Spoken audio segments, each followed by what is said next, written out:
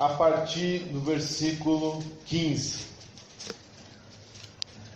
Livro de Marcos, o capítulo 16, a partir do versículo 15. Os irmãos acharam? Glória a Deus. Amém? Vamos ler a palavra do Senhor. Diz assim a palavra de Deus: E disse-lhe Jesus: Ide por todo o mundo, pregai o evangelho a toda criatura. Quem crer e for batizado será salvo, mas quem não crer será condenado. E estes sinais seguirão os que crerem: em meu nome expulsarão demônios, falarão novas línguas, pegarão nas serpentes, e se beberem alguma coisa mortífera, não lhes fará dano algum. Imporão as mãos sobre os enfermos e os curarão. Ora, o Senhor, depois de lhes ter falado, foi recebido no céu e assentou-se à destra de Deus. E eles, tendo partido, pregaram por todas as partes, cooperando com eles o Senhor e confirmando a palavra com os sinais que se seguiram. Amém? Amém. Irmãos, hoje vamos estudar as características da igreja apostólica, a igreja do tempo de Atos, a igreja dos apóstolos do Senhor Jesus Cristo. Nós sabemos que originalmente houve 12 apóstolos, porém um se desviou e se matou, e foi substituído o seu ofício por Matias, um homem de Deus. Logo após, o Senhor Jesus Cristo também chamou a Paulo e a Barnabé e também a Tiago, homens aos quais o Senhor chamou especificamente para fazerem a obra. Paulo fala em 1 Coríntios capítulo 9 que ele, Barnabé e Tiago são apóstolos, porque o Senhor mesmo falou com eles. O Senhor, quando ressuscitou entre os mortos, ele apareceu a Tiago. E Tiago, irmão do Senhor, que era um homem incrédulo quanto à divindade e o senhorio do Senhor Jesus Cristo, virou uma das colunas da igreja. E a Paulo, como um abortivo, falou com ele no caminho de Damasco. E a Barnabé, o Senhor chamou ele na igreja de Antioquia para fazer a obra de Deus. Esses são os apóstolos do Cordeiro. E houve a época deles, a época apostólica, a qual no livro de Atos diz como Pedro pregou, João, o próprio Paulo, Barnabé, Silas, esses grandes homens de Deus fizeram a obra do Senhor naquele tempo, naqueles 15 anos, ao qual mais ou menos o livro de Atos compreende. E aquela igreja, na minha opinião, acho que na opinião de todos, é uma igreja modelo. Todo mundo quer ser uma igreja apostólica, não é verdade? Olha um monte de igreja que se chama apostólica hoje em dia. Os irmãos sabem qual foi o primeiro nome da Assembleia de Deus? Quem sabe? Não sabe, né? Missão da Fé Apostólica. O primeiro nome da Assembleia de Deus era no Brasil, né? Missão da Fé Apostólica. Isso já denota que desde o princípio da Assembleia de Deus havia o desejo que a igreja fosse apostólica. Mas qual que era o desejo dos missionários Daniel Berg e Gunnar Wingre a ter uma igreja apostólica? É exatamente o que eu acabei de ler agora em Marcos capítulo 16. Eles queriam que na igreja houvesse línguas estranhas, cura, expulsão de demônios, salvação de almas. E nós temos que saber como que era a igreja apostólica. Necessário dizer que algumas denominações mais antigas, mais tradicionais, não creem, mas que algumas coisas que houve em Atos deve haver hoje na igreja. Para algumas pessoas, cura divina, falar em outras línguas, sinais e maravilhas, visões, revelações, são desnecessárias para a igreja de hoje.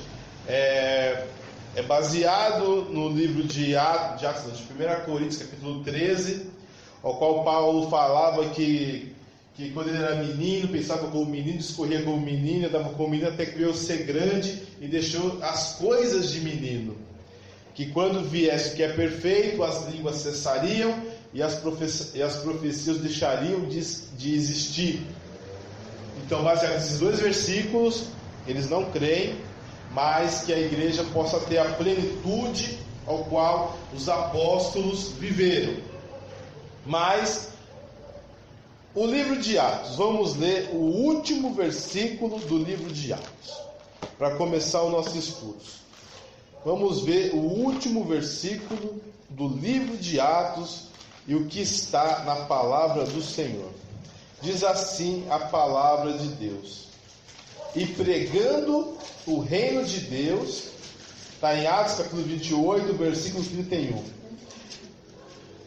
E pregando o reino de Deus e ensinando com toda a liberdade as coisas pertencentes ao Senhor Jesus Cristo, sem impedimento algum.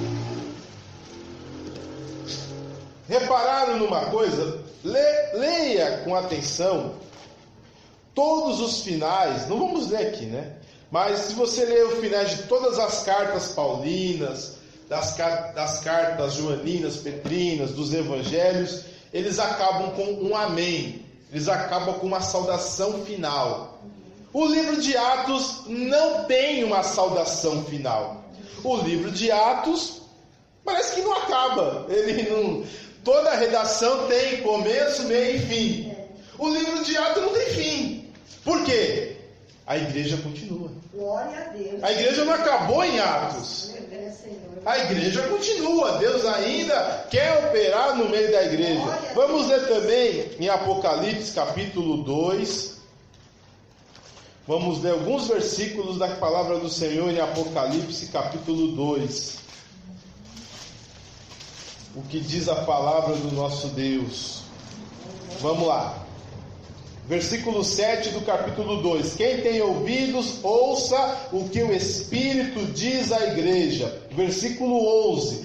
Quem tem ouvidos para ouvir, ouça o que o Espírito diz às igrejas. Versículo 17. Quem tem ouvidos, ouça o que o Espírito diz às igrejas. Versículo 29.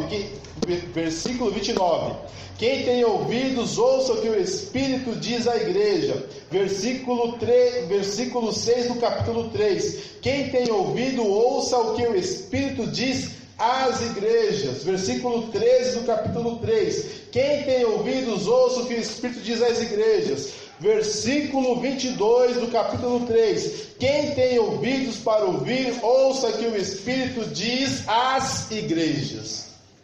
Ou seja, o Espírito Santo não foi embora da igreja. Glória a Deus, aleluia.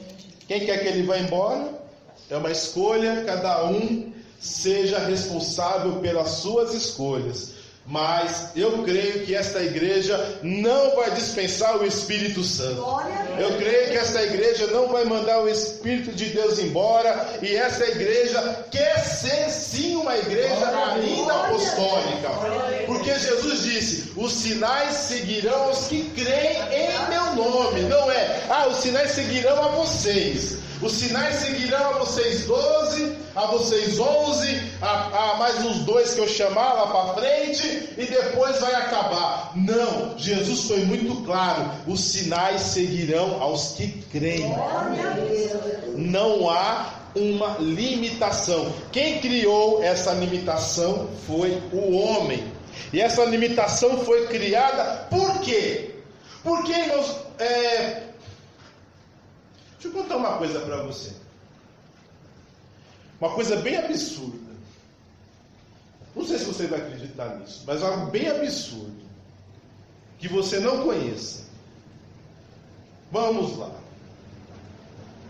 Você acredita que a Terra gira a 1 milhão de quilômetros por hora em volta do Sol? e a 1.600 quilômetros em volta do seu próprio eixo no Equador. Você acredita nisso? Acredita? Eu nunca vi. Eu estou parado. Mas ela roda, né? Ela gira. A Terra está girando, mas eu não sinto a Terra girando. 1 milhão, você sabe que é 1 milhão de quilômetros por hora? E 1.600 quilômetros em volta do seu próprio eixo. 1.600, eu quando ando a 120 eu fico com medo. A Terra gira 1.600 quilômetros por hora em volta do seu próprio eixo. E isso é algo que nós não vemos. E há muitas pessoas que não acreditam. Mas, provavelmente, a Terra gira. Mas muitos não viram. Por não ver, não acreditam.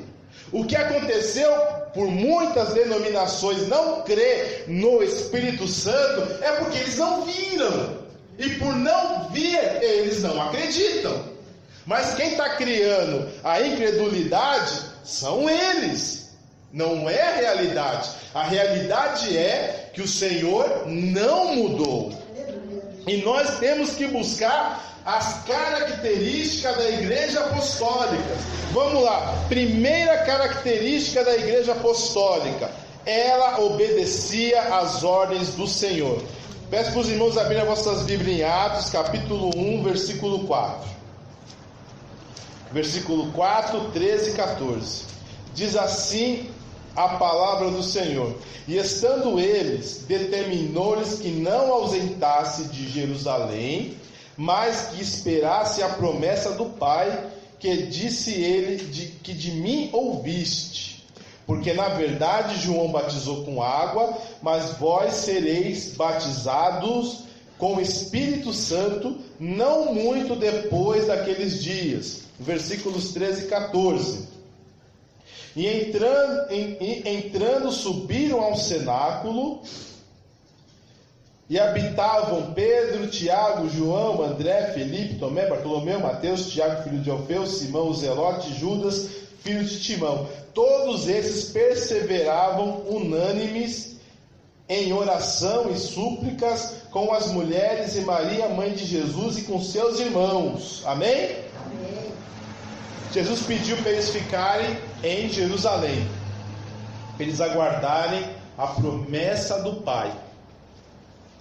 E eles fizeram o quê? Eles obedeceram. Eles ficaram em Jerusalém. E eles não eram judeus. Eles eram galileus. Eles moravam no norte de Israel. Eles moravam mais ou menos por volta de uns 35, 30 quilômetros de onde eles estavam. Era longe para a época. É uma distância até que razoável. E eles não voltaram para a casa deles em Cafarnaum, Betsaida, Cesareia de Filipe, onde eles moravam. Eles ficaram em Jerusalém, porque foi a ordem do Senhor. Eles esperaram a ordem do Senhor para quê? Para que se derramasse o Espírito Santo sobre a vida deles, que eles nem sabiam que era isso. Só uma curiosidade: quanto tempo os irmãos acham que demorou de Jesus ir para o céu até o Pentecoste, que eles receberam o Espírito de Deus? Quantos dias demorou? 10 dias. 10 dias. Porque Jesus morreu perto da Páscoa. Na Páscoa ele morreu, ressuscitou no domingo, e no Pentecoste, 50 dias depois da Páscoa, eles receberam o poder do alto. E a Bíblia diz que isso ficou com eles por volta de 40 dias. Então, entre a assunção de Jesus e o derramamento de Pentecoste foram 10 dias. E eles ficaram 10 dias em oração e súplica. Sabe o que é súplica? Você já suplicou para alguém? É gritar mesmo, é espernear, é chorar. É você fazer uma súplica, é você realmente fazer um clamor, uma petição. Então eles ficaram 10 dias orando e clamando ao Senhor lá no cenáculo em Jerusalém. ficaram no andar alto de um salão onde eles faziam festa, mas lá eles não estavam em festa, eles estavam orando e suplicando ao Senhor. E demorou 10 dias para que se cumprisse a promessa do Senhor, para serem cheios e revestidos do poder do alto. Então, a característica principal, uma das características de uma igreja apostólica é obediência aos mandamentos do Senhor Jesus. O que o Senhor Jesus Cristo pediu é para fazer. E os apóstolos, eles cumpriram à risca aquilo que o Senhor pedia. Teve uma certa feita que os sacerdotes bateram neles e depois prenderam eles, e um anjo abriu a porta e falou assim: olha, saiam fora e preguem essa boa nova para o povo. E eles saíram e pregaram. Aí os sumos sacerdotes ficaram bravos: mas a gente não prendeu vocês? Por que vocês estão pregando essa palavra? Aí disse Pedro: julgai a vós mesmo, se é justo obedecer a vós ou a Deus. Porque não podemos deixar de falar o que temos visto e testificado. Eles sempre obedeceram aquilo que o Senhor mandou. Se nós queremos ser uma igreja apostólica, com todas as bênçãos que são relacionadas a uma igreja verdadeiramente apostólica, bíblica, obedeça a palavra de Deus. Ah, mas não é conveniente. Não era conveniente para os apóstolos ficarem numa cidade que não é deles. Jerusalém é uma cidade cara, eles eram pobres. E eles estavam numa cidade que não era deles. Eles eram moradores de cidades pesqueiras. Então eles eram pessoas pobres, não tinham dinheiro. Eles não tinham condições de ficar em Jerusalém esperando uma promessa que Jesus não disse que ia se cumprir em 10 dias. Poderia se cumprir em 1 ano, 2 anos, 1 mês, 1 dia. Jesus não disse quando iria cumprir a promessa do Pai de batizar com o Espírito Santo. Mas eles ficaram no local que não era a casa deles. Com certeza não se hospedaram em lugar nenhum. Não se hospedaram, porque não tinha. O único lugar que eles ficaram, creio eu, não tenho certeza, posso estar errado, não fui atrás da tradição, porque a tradição mente muito, é que o mesmo local onde foi feita a ceia do Senhor, foi derramado o Espírito de Deus, no mesmo cenáculo. Como ele já conhecia a pessoa, eles ficaram lá. Então eles se alojaram, aquele número de pessoas. Se eu não me engano, eram 120 pessoas da igreja do Senhor que se reuniu naquele lugar. Os apóstolos, a família do Senhor Jesus Cristo, incluindo a sua mãe e seus irmãos, e mais alguns que acompanharam desde a Galileia, esperaram 10 dias. E não foi cômodo para eles. E muitas vezes obedecer a palavra de Deus não vai ser cômodo para a gente. Não. Haverá momentos que você vai querer que a coisa fosse mais fácil, que a coisa fosse mais tranquila, que fosse algo que fosse aceitável culturalmente, para que você não fosse ridicularizado, que você não fosse olhado com desdém, que você não se achasse um ET. Mas se nós quisermos viver uma igreja apostólica, devemos obedecer ao Senhor e não só naquilo que convém. Muitos de nós estamos obedecendo só o que convém, só que aquilo que não muda em nada. Mas o que realmente importa, nós não obedecemos. Não pode ser assim. Temos que obedecer a palavra do Senhor à risca. Vamos lá. Uma outra característica da igreja apostólica: eles eram cheios do Espírito Santo e havia manifestações de línguas estranhas e profecias. Em Atos capítulo 2, versículo 2 diz assim: e de repente veio do céu um som como de um vento veemente e impetuoso, e encheu toda a casa em que estavam assentados, e foram vistas por eles línguas repartidas como que de fogo, as quais pousaram sobre cada um deles, e todos foram cheios do Espírito Santo e começaram a falar em línguas conforme o Espírito Santo lhes concedia. E no versículo 7 diz assim: e todos pasmavam e maravilhavam-se, dizendo uns aos outros: pois que não são galileus todos os homens que estão falando?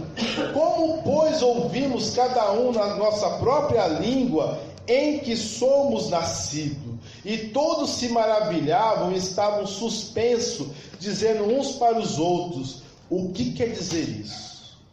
Amém? Uma característica importante da igreja apostólica são as línguas estranhas e a profecia. A manifestação do Espírito Santo através da variedade de línguas e da profecia. Eu sei, irmãos, que eu vim de uma igreja que praticamente te matava se você não falasse língua. Pelo amor de Deus, não é verdade, era terrível. Eu conheço pessoas que inventaram que falavam, para pararem de pegar no pé deles, e acabaram, quer que eu falo? Aí eu ouvia é assim. Muita gente realmente praticamente obrigava as pessoas a falar em língua como se fosse um sinal de salvação. Mas as línguas não é um sinal de salvação, é um sinal para os descrentes, é um sinal para a igreja, é uma edificação para o próprio crente e uma edificação para a igreja, mas não é um sinal de salvação e nem de aprovação da parte de Deus para com a sua vida. Muitas pessoas falam outras línguas, mas não quer dizer que o nome dela está no livro da vida. Não é uma garantia. Às vezes a pessoa pensa que sim, mas não é uma garantia que isso irá acontecer. Mas a igreja do Senhor, ela tem que buscar sim que haja manifestações das línguas estranhas e da profecia no meio da igreja. Porque a língua estranha é Deus falando numa língua desconhecida. A profecia é o Senhor falando com a igreja. E tem que haver intérpretes para as línguas estranhas, para que possamos saber o que o Senhor quer dizer para a sua igreja. O que eu quero dizer para os irmãos é o seguinte: nós não iremos fazer nenhum assédio para que você fale em línguas, porque se não falar você não é crente, se não falar você não recebe oportunidade, se não falar você não vai ter cargo na igreja, não vai ser reconhecido o seu ministério. Isso não está na Bíblia, essa coisa que o homem inventou. Porém, é necessário que buscamos. Não é uma garantia que você irá falar línguas estranhas, não é uma garantia que você irá profetizar, mas a igreja tem que buscar. Uma coisa que eu tenho que entender, nós devemos entender. Muitas igrejas obrigam ao pastor a falar em outras línguas, senão a pessoa não vira nem diácono nem obreiro. Tá bom, mas você lendo lá em Marcos capítulo 16, quais são as características? É expulsar demônios, falar outras línguas e impor as mãos sobre os enfermos e curar. Eu não conheci nenhum pastor da minha antiga igreja que tinha dom de cura. Nenhum. E era tudo pastor. Se é para levar o pé da letra, para virar pastor, ter que falar em outras línguas, também deveria impor as mãos e curar. Eu não vi nenhum. Então tem um problema. Eles inventaram uma doutrina. Não estamos aqui para inventar doutrina. É errado dizer que não há mais línguas estranhas hoje em dia em profecia? É errado. Mas também é errado dizer que é obrigatório que a pessoa fale línguas para ter um ministério. Agora, é obrigatório a igreja buscar todos os dons. É obrigação de toda a igreja clamar para buscar o Espírito Santo. E hoje eu exorto a igreja. Eu vejo que muitos já desanimaram de buscar os dons do Espírito Santo. Muitos acham que não é para ele, que não serve, que isso é coisa para o pastor, é coisa para o evangelista, para o líder do ministério, para os obreiros. Não, toda a igreja do Senhor é exortada a buscar os dons espirituais. Igreja do Senhor, busque a Deus. Da hora que você está aqui orando ao Senhor, pede para o Senhor: Senhor, derrama poder na minha vida, me revista com o teu Espírito Santo. Eu quero, meu Deus amado, ser cheio do Espírito Santo. Eu quero falar outras línguas, eu quero ter visão, eu quero ter revelação, eu quero profetizar, eu quero ter poder para curar os enfermos. E Deus pode dar. A igreja não pode deixar de buscar o Espírito de Deus. Houve a promessa do Pai, de um derramamento do Espírito de Deus. O que a igreja fez naquela época? Continuou orando e suplicando. Busca o poder do alto. Busca que o Senhor vai agir na sua vida. Não desista. O que faz muitos crentes hoje estarem desanimados, fracos, hiperdependente de homens e de mulheres, é a falta de poder de Deus, é a falta de buscar o poder do alto. São extremamente dependentes dos outros, quando você pode ter um relacionamento com Deus. A pessoa que fala língua estranha edifica-se a si mesmo. Então busque esse dom. Se você se acha fraco, se você se acha desanimado, quando você receber as línguas estranhas, você vai sentir uma edificação da parte do Espírito de Deus na sua vida. Não se diminua, não se acha pequeno, não se acha que não serve para nada. Não, o Senhor quer usar a mim e quer usar você para fazer a obra dele. A igreja não pode simplesmente dispensar a manifestação do Espírito Santo. São 9 dons, e serão esses 9 dons que serão ensinados na igreja. Eu não vou ensinar você a sapatear, amém? Eu não vou ensinar você a correr na igreja, fazer aviãozinho. Eu não vou ensinar você a cair na igreja. Eu não vou ensinar você a pular na igreja. Eu não vou ensinar você a rir na igreja. Eu vou ensinar os 9 dons espirituais e vamos buscar os 9 dons espirituais, porque é o que a palavra do Senhor pede para que venhamos buscar. Se por acaso Deus usar alguém para correr, para sapatear, é a pessoa e Deus, mas eu não vou ensinar. A minha obrigação, a obrigação da igreja, é ensinar a palavra do Senhor. Amém? Ah, mas eu conheço um grande homem de Deus, uma pessoa muito sincera, que ele pula, parece um cabrito no meio da igreja.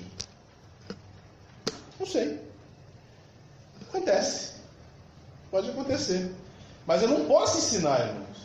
Uma coisa é algo acontecer. Jesus, por exemplo, ele cuspiu, ele pegou terra, cuspiu, fez um lodo e colocou no olho de um cego, e o cego enxergou. Você está disposto que eu venha pegar terra e venha cuspir no seu olho? Ou na sua enfermidade? É nojento, não é? Mas Jesus fez isso. Mas ele não ensinou a fazer isso. Existe uma diferença entre acontecer e ensinar. Na igreja pentecostal vai acontecer muita coisa.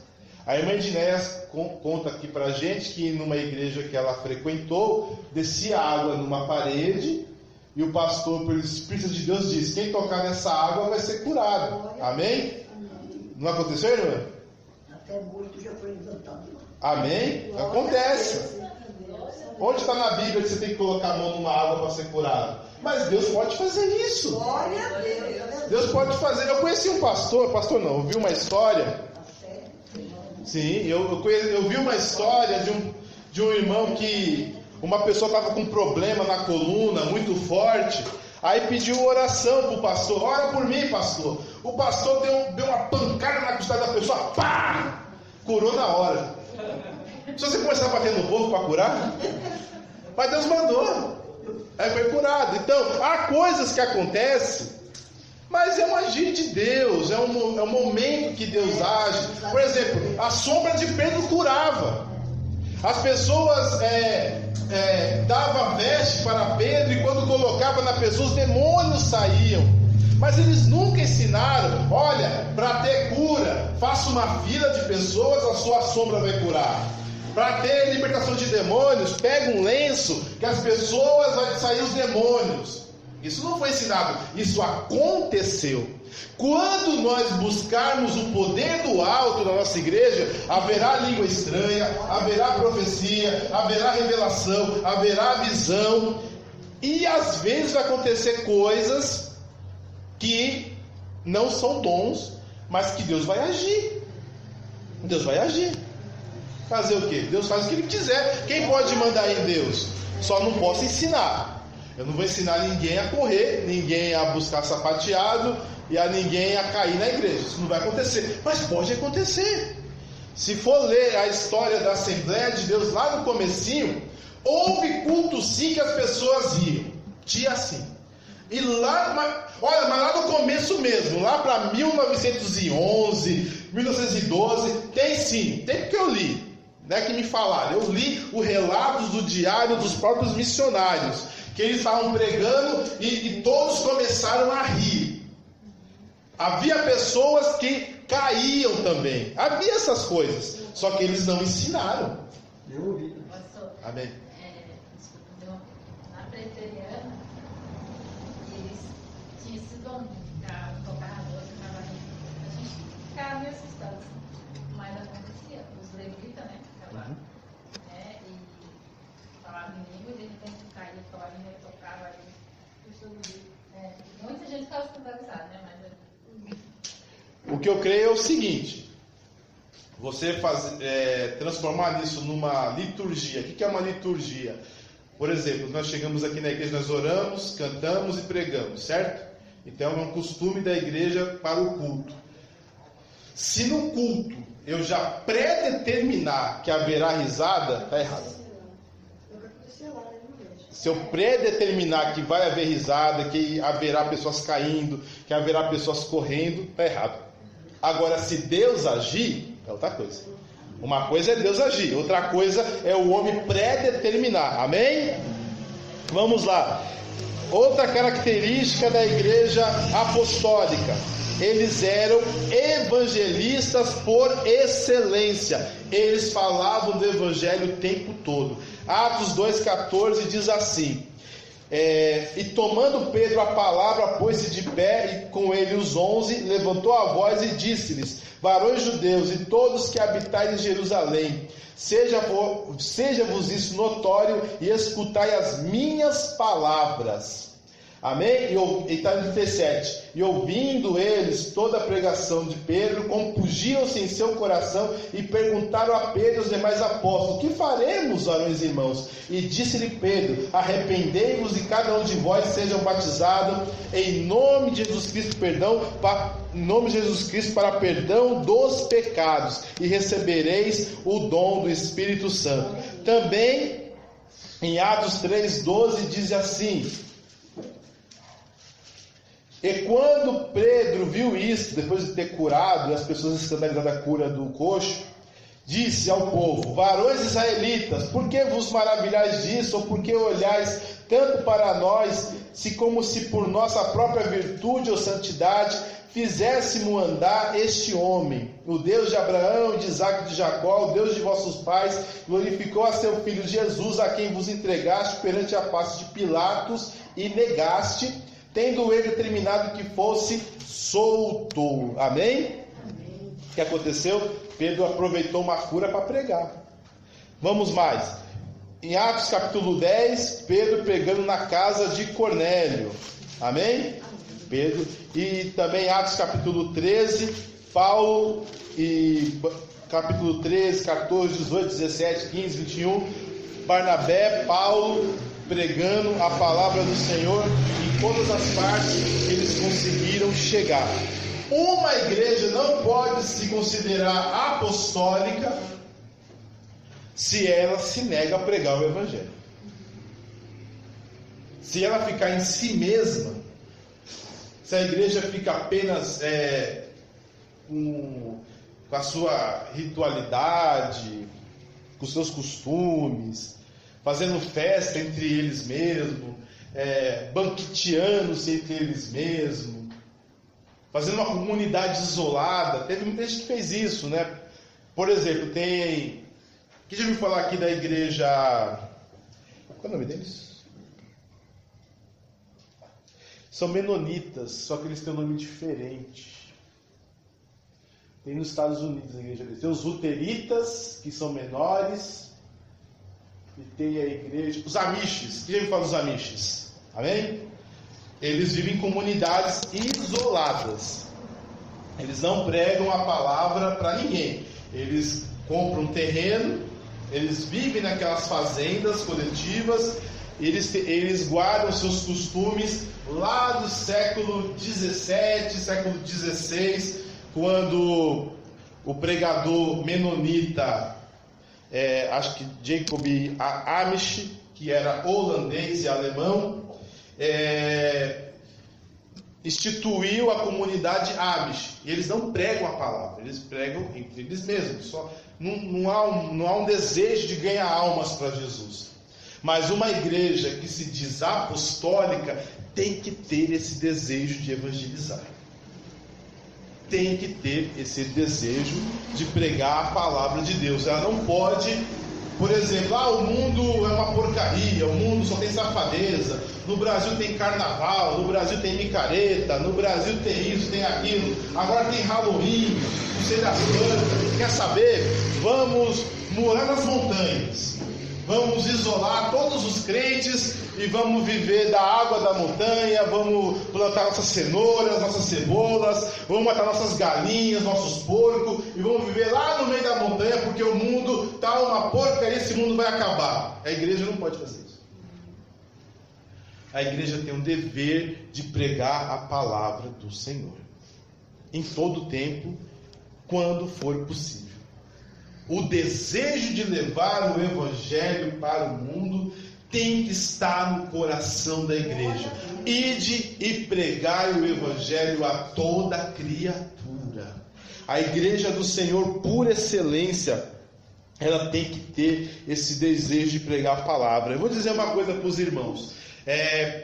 Eu falei que algumas denominações não creem mais nas manifestações do Espírito Santo, conforme Atos 2 e 1 Coríntios capítulo 12. Amém, é verdade, eles não creem. Agora, adivinhe quais são as igrejas que mais investem em missões no mundo todo? São exatamente essas igrejas. Você não vai achar muita Assembleia de Deus fora do Brasil, não. Você vai achar Assembleia de Deus na Inglaterra, em Portugal, nos Estados Unidos, na Argentina, no Brasil. Mas se você for lá para as partes da África, da Ásia, Oceania, tirando Nova Zelândia e Austrália, não tem muita Assembleia de Deus. Esse negócio, tem uma igreja que fala que está em todo mundo, mas é mentira. Tem lugar que não pode ter igreja. É simplesmente mentira. Tem uma igreja, da igreja tal na Arábia Saudita, é mentira. Lá não pode ter igreja. Pode ter um membro, mas falar que tem uma igreja da denominação tal, com a plaquinha bonitinha, dizendo o ano da fundação dela, não existe, é mentira. Tem lugar que não pode ter igreja. É mais ou menos uns 80 países do mundo que simplesmente não tem igreja. As pessoas se reúnem escondidas, ou às vezes elas nem têm igreja para se reunir, porque se reunir o governo mata o povo. Então é mentira algumas pessoas. Mas quem investe muito em missões são as igrejas reformadas. As igrejas pentecostais, não. Nos anos 50, os missionários americanos e europeus que vieram para o Brasil, eles viam como que era a obra de Deus feita pela Quadrangular, feita pelo Brasil para Cristo, feita pela Assembleia de Deus. Eles se impressionaram como essas igrejas brasileiras eram tão avivadas no evangelismo. O Brasil foi evangelizado em 20 anos, de ponta a ponta. E eles achavam que o Brasil seria o celeiro dos missionários, que os Estados Unidos iria ter menos missionários, a Inglaterra, a Alemanha, e o Brasil seria o celeiro dos missionários. Só que dentro do mundo de missões, e eu fiz parte um pouco desse mundo nas conferências assim, o Brasil é uma grande decepção.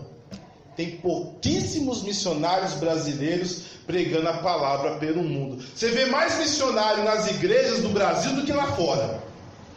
O missionário falando de tal, mas o que você está fazendo no Brasil? Você não é missionário? Por que você está no Brasil? Mas é missionário. É missionário, né? Mas está tudo no Brasil. Cadê você na missão? Fica difícil. É igual o pastor que está em casa. Pastor, mas que igreja você pastoreia? Nenhuma. Então você é pastor. Você tem que estar na missão. Tem que estar realmente evangelizando.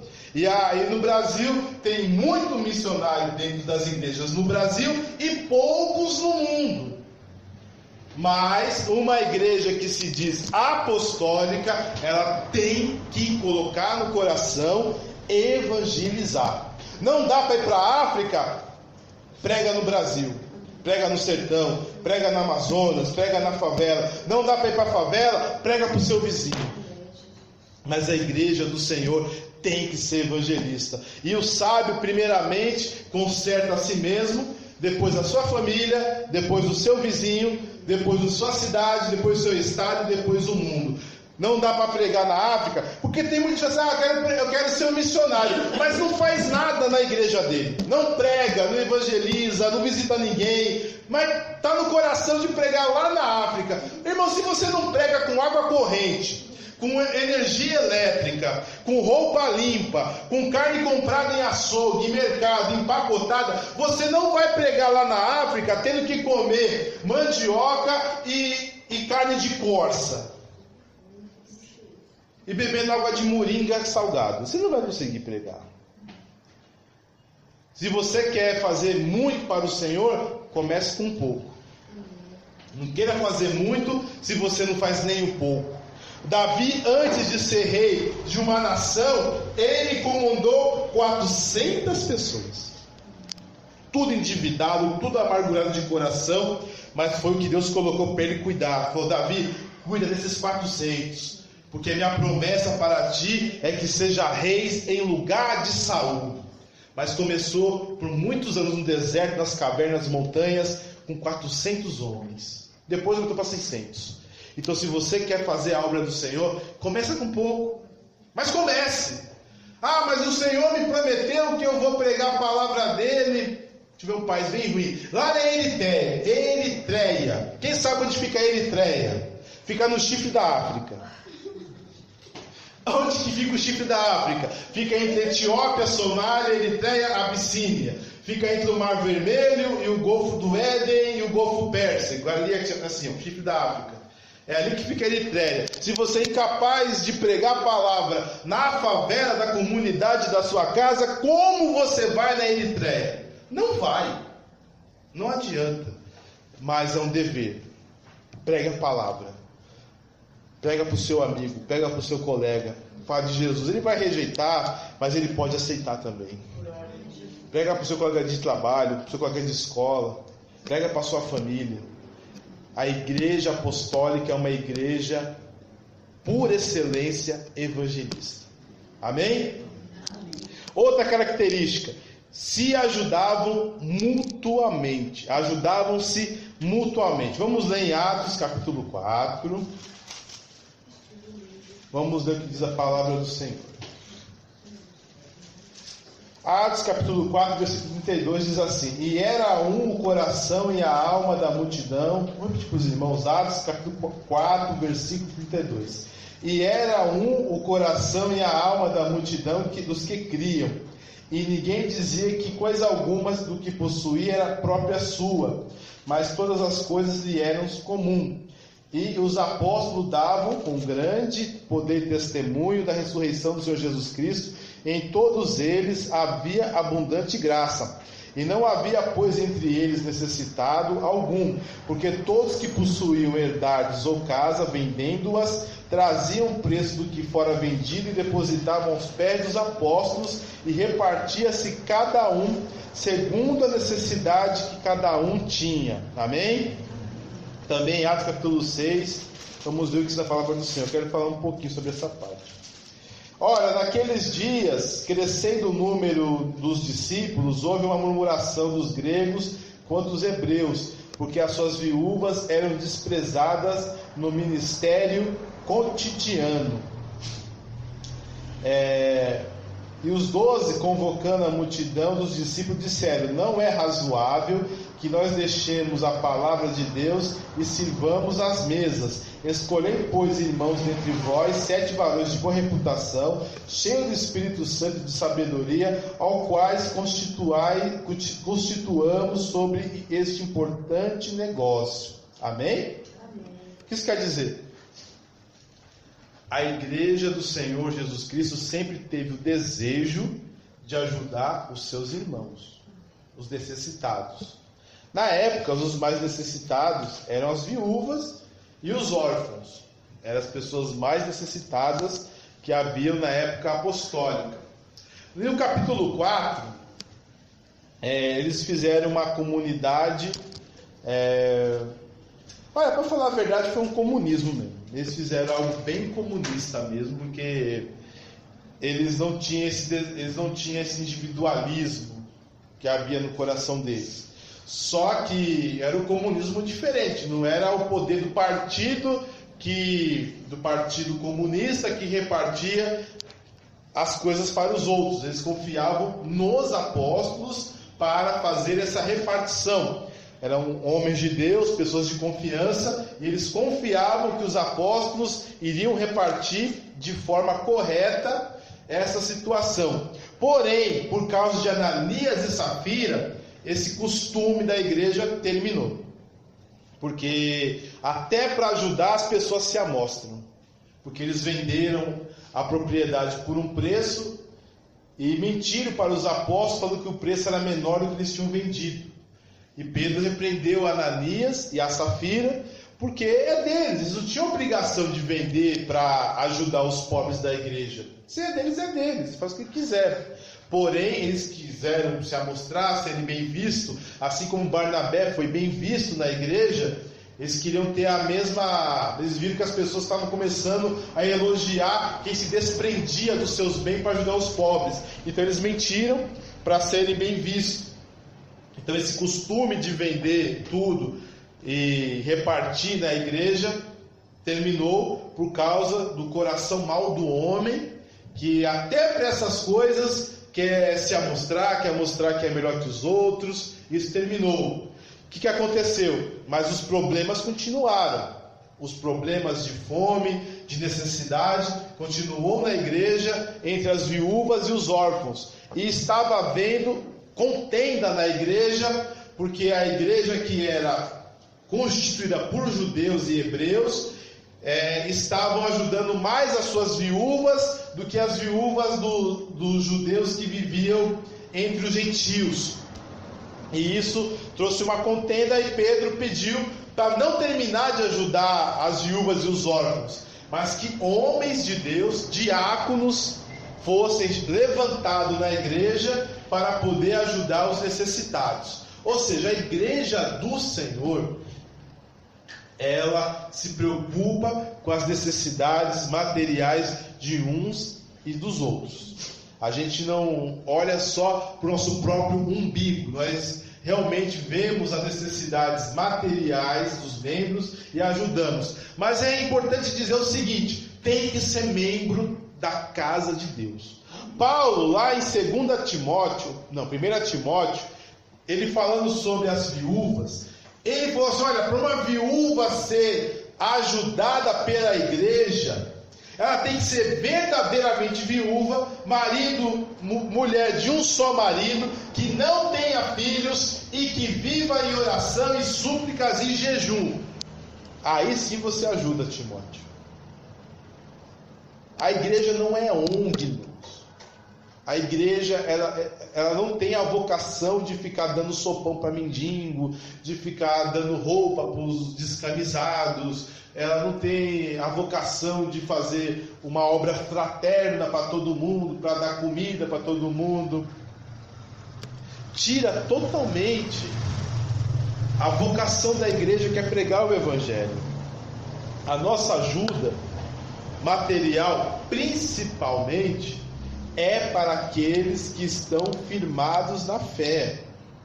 Quem está firmado na fé, a gente tem o dever de ajudar. Agora, tem pessoas que só vêm para a igreja quando precisa de uma cesta básica, quando precisa de pagar uma conta. Aí não fica difícil, irmãos. A igreja não é uma ONG. Não funciona assim. A igreja, ela tem uma preocupação de edificar uns aos outros e ajudar uns aos outros, viver em oração e cultuando ao Senhor e pregando essa mensagem para os que não conhecem. Nós não estamos aqui para fazer obras de caridade para quem está no mundo ou para quem está meio no mundo e meio na igreja. Quem está na igreja e é firme no Senhor e necessita da nossa ajuda, ajudaremos. E caso você queira ajudar alguém, mesmo que não seja da igreja, amém, é justo diante do Senhor, não é pecado. Mas entenda, não coloque um jugo da igreja, que ela tem que ajudar todo mundo. Na igreja tem que mal abrir a igreja, tem que fazer uma obra social, tem que abrir uma ONG para ajudar os necessitados. Não está isso na Bíblia, não.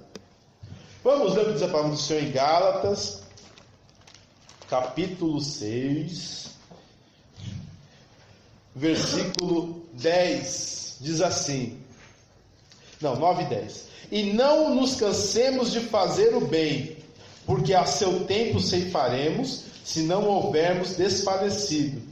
Então, enquanto temos tempo, façamos o bem a todos, mas principalmente aos domésticos da fé. A prioridade de ajuda da igreja é para quem está na igreja. Amém? Se puder, ajude os de fora. Mas tem muita igreja que inverteu a ordem. Ajuda quem é de fora e não ajuda quem é da igreja. Para quem está de fora, possa entrar. E para quem está de dentro, não. Deus vai cuidar de você. Mas é o contrário. A igreja cuida para quem está dentro da igreja. E caso tenha condições, ajuda os que estão de fora. E você, como crente em Jesus, a sua prioridade é ajudar quem? A sua família. Aquele que não ajuda o seu concernente, os seus familiares, negou a fé e é pior do que infiel. Não adianta nada você sair na madrugada e dar sopão para o mendigo, enquanto o seu irmão, seu primo, seu tio, sua mãe, seu pai está passando necessidade e você está dando de bonzão, dando sopa para os mendigos na Praça da Sé. Você não está cumprindo a palavra de Deus. Você está sendo hipócrita. Apenas isso. Mas alguém da sua própria família está passando fome, mas você gosta de tirar foto, você dando sopão para os mendigos na Praça da Sé, no Lago 13, no Braz, sei lá onde. Ajude principalmente quem é da sua família. Ajude principalmente quem é da sua igreja. Caso tenha condições, ajude o que está de fora. Amarás o teu próximo como a ti mesmo. Quem é o meu próximo? É o seu vizinho. É aquele que está à sua mão, aquele que você tem condições de ajudar. Amém? Vamos lá. Qual que era a outra característica da igreja? Eles estavam sempre orando. Eu vou ler aqui em Atos capítulo 2, versículo 42. Só esse versículo. Tem outros versículos, mas eu vou ler só esse aqui. E diz assim: e perseveravam na doutrina dos apóstolos, na comunhão, no partir do pão e nas orações. Também está isso em Atos 1,14, Atos 6, capítulo 4, versículo 6, Atos capítulo 12, versículo 5 e Atos capítulo 14, versículo 23. A igreja apostólica ora e ora muito. Não tem como você dizer que é uma igreja apostólica e dispensa a oração. Não dá. E hoje em dia é muito comum as pessoas quererem que o pastor ora no monte, querer que o apóstolo ore no monte, que o bispo ore no monte, que faça jejum, mas ele só recebe. Isso não existe, irmãos. A igreja tem que buscar o Senhor em oração. Toda a igreja tem que buscar o Senhor em oração. Você não pode entregar a sua vida espiritual para A ou B ou C. Você tem uma alma e dará conta a ela a Deus. Logo você precisa também orar. E uma igreja apostólica é uma igreja que ora, é uma igreja que tem o desejo de realmente dobrar os joelhos e suplicar e clamar ao Senhor. Não temos como achar que temos uma igreja apostólica se as pessoas não têm desejo de orar. Irmão, chega a ser vergonhoso nós abrimos a igreja 7 horas para orar e as pessoas chegar 10:07, 7:30. E crentes velhos, crentes antigos de igreja. Irmãos, ninguém é obrigado a orar, ninguém é obrigado a ler Bíblia, ninguém é obrigado a jejuar, ninguém é obrigado a vir para a igreja. Mas caso você queira viver realmente a palavra de Deus, o sobrenatural de Deus, você tem que orar. Você tem que buscar o Senhor em oração. O costume de orar, de súplica, tem terminado na igreja. Nós estamos transformando as nossas igrejas em verdadeiras casas de shows, onde há teatro, há dança, há boa música, há comédia, há tudo, mas não há pessoas orando. Para mim chega a entristecer chegar numa igreja e ver um palco. Como assim tem um palco na igreja? Por que palco? Lugar de palco é casa de show. A igreja é onde se reúne os salvos em Cristo Jesus. Porque o povo de Deus não está mais orando. Aí não acontece milagre, não acontece poder de Deus, só tem mentira, só tem enganação, homens enganando o povo de Deus. Eu digo para os irmãos que pela oração e jejum, aqui já saiu pessoas endemoniadas, pela oração e pelo jejum. Não agimos pelo o poder da nossa palavra, não agimos com rispidez. Nós vimos uma situação terrível na igreja e nós fomos orar. E o Senhor expulsou esse mal. Nós estamos orando e o Senhor está abrindo portas de emprego, o Senhor está curando e o Senhor está libertando os demônios. Se você quer ver milagre acontecer, se você quer ver uma igreja realmente igreja de Deus, ore. Se você não tiver em oração, você não tem comunhão com Deus e você é presa fácil de ser enganada por falsos profetas e por falsas doutrinas. Você não vai saber discernir o certo do errado. Agora, por que antigamente pessoas que não sabiam ler direito, tinha 4ª série, não entraram em heresia? E hoje todo mundo tem faculdade, todo mundo estuda, tem conhecimento, fala 2 línguas, fala inglês, fala espanhol, e é o tempo de mais heresias que há na igreja. Por quê? Porque o povo não ora. Então para você inventar doutrina é fácil, para você enganar as pessoas é fácil. Agora quero ver enganar alguém cheio do Espírito Santo, quero ver enganar alguém que está em comunhão com Deus. Pode enganar um pouquinho, mas o tempo todo não. Amém? A igreja tem que buscar sempre em oração. Outra coisa, na igreja apostólica há cura divina. Em Atos nós vimos a cura, por exemplo, do coxo da Porta Formosa, a cura de Enéas, a cura de Dorcas, a cura de Sérgio Públio, a cura do coxo lá de Íconio. Ou seja, sempre há cura na igreja a qual é apostólica. Irmãos, não é porque você não vê que não acontece. É necessário você buscar, sim, o poder de Deus para que haja cura na igreja. Não é coisa do passado, não é coisa de antigamente, não é coisa do tempo dos apóstolos. A igreja tem que ver o coxo andar, tem que ver a AIDS ser curada, o câncer ser curado. Isso não pode ser, mas é difícil, eu não sei. É difícil para nós. O que é impossível para nós é possível para Deus. Uma igreja que quer se chamar apostólica e verdadeiramente igreja bíblica, ela tem que presenciar as curas divinas nela. Mas não está acontecendo. O problema não está em Deus, está em nós. Que oremos mais, que jejuemos mais, que vigiemos mais, que obedeçamos mais. Porque o problema está em nós e não em Deus. Porque no livro de Atos, você vê cura o tempo todo, do começo ao fim. E por que hoje na igreja é tão raro haver cura? Tem cura na televisão. Você conhece alguém? Eu não conheço ninguém. 1000 pessoas na igreja, ninguém sabe onde cada um mora. Põe lá alguém lá no meio. Foi curado. Onde você mora? Quem te conhece? E nos bairros? Por que não há cura nos bairros? Por que não há cura entre seus vizinhos? Por que não há cura entre seus parentes? Por que será? Porque tem gente mentindo, está usando a cura para ganhar dinheiro. Simplesmente isso. Então inventa cura. Há pessoas que são curadas às vezes pela fé, mas cura divina, com imposição de mãos, está cada vez mais raro.